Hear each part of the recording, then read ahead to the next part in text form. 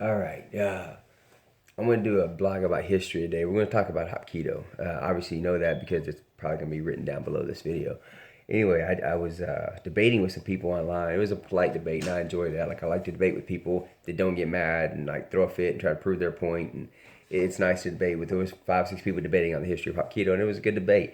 And I thought I'd make a blog about what I believe actually happened with Cheong School.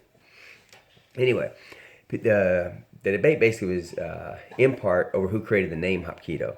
Well, if Cheong-sul was already using the name Yawara and Hapkido-sul, Hapkido-sul and Hapkido are similar enough that I would lean toward Choi creating that name. That doesn't mean he did. Jihan J swears that it was his idea, and it just may well have been. And there's no way we'll ever know that. You can take Jihan J's word for it.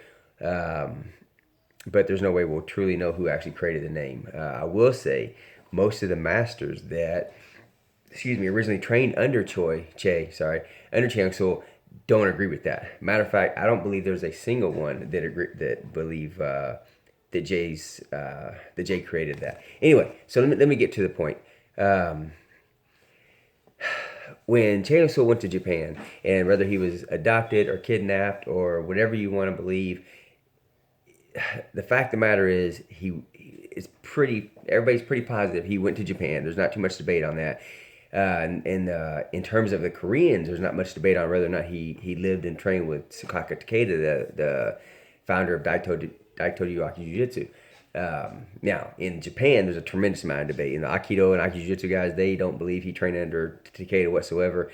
Although there is some evidence, there are people that did see a Korean kid at some of the seminars with Takeda. But that's neither here nor there because it could have been any Korean kid. But I personally believe, at the very least, he trained with Takeda at some level because he came back to Korea and he had a pretty good wealth of knowledge on Aki Jiu-Jitsu and wrist locks and stuff like that. Give me 1 second. What, baby girl? Okay. Okay. let me make this video and I'll fix your trampoline thing. Okay. All right. Okay, you sit right there. I'm sorry. Anyway, so excuse the commotion behind me, but let me finish this video. So I believe that he, at the very least, had some training with Sakako Takeda. Whether it was to the extent that he claims it was, where he actually lived there and was his supposed manservant per se, we'll never know. You know, with a lot of martial arts history, the only thing you can do is take that person's word for what he says.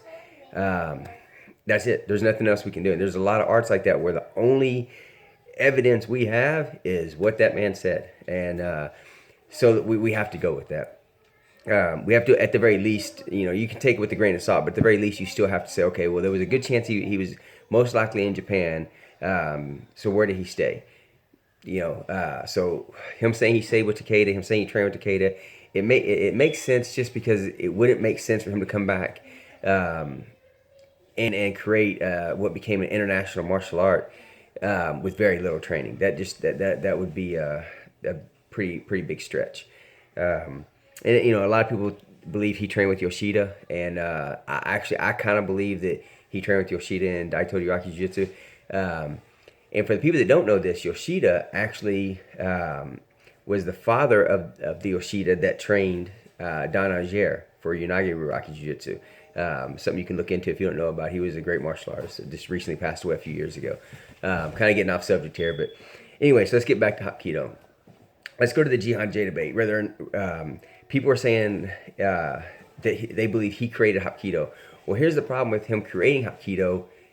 He was being taught by Cheong-sul, as was every major Hapkido master at the time were being taught by Cheong-sul.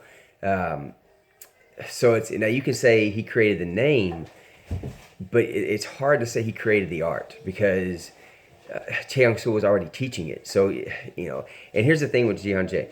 Jihan J was given a fourth dan by Cheong-sul. Supposedly, he was given that fourth dan because he was going to teach the military and you had to be at least a fourth dan to teach. So he came back to Cheong-sul and asked him if he could get his fourth dan. Cheong-sul obliged and said, sure, you can have it, but come back for the training. He never came back for the training. Now, whether that's a rumor or a myth, that's what I've heard from a few different masters.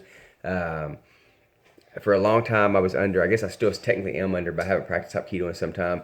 Under Grandmaster Hanso Lim. Hanso Lim is one of only 3 ninth dans given out by Cheong So, and talking to him is really interesting because he was around during those days, and I want to go by what he says, but I try to take everybody's what they say with a grain of salt, just simply because everybody has something else, something different. They have a different opinion. But talking to somebody from those time periods, he said that Cheong So absolutely created the name Hapkido, created the art of Hapkido. What Jian-Jae did was create his own variation, his own version. He created his own curriculum and added, more kicks and, some, stuff that Cheong So wasn't doing. So he created his version of Hapkido, but to say he created it, that's a little bit of a stretch. Anyway, it's just like going and saying Bong Soo-han created Hapkido. Well, no, he created his curriculum and his organization. That doesn't mean that he created the art. I'm a true believer that Cheong So created Hapkido. Whether he created the name Hapkido, it doesn't really matter. He was using Hapkido Yusul. So if Jihan-Jae said, well, let's change out Do for Yusul, okay. I know some of the Sinmu guys, that's Jihan-Jae's organization, may get a little upset with me, and I don't mean for that to happen because I have a tremendous amount of respect for Jihan-Jae and the Sinmu organization, as I do most Hapkido organizations.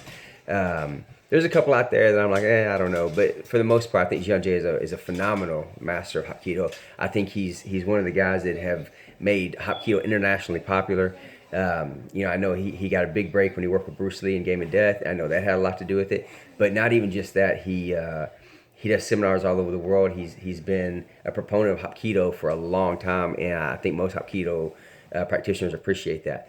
But when you start talking about history, like I said earlier, you kind of have to take people at their word, at least a little bit, because that's all we really have. So whether Jian-Jae created the name, Jian-Jae created the name, I guess in the end, it really don't matter because we have Hapkido today. A little bit longer video than I normally make, but I like making these history videos. Anyway, if you have any questions or if you have a video you want me to make or something you want me to talk about, comment down below, message me, follow, like my videos, follow, subscribe. That's about it. Thank you for watching.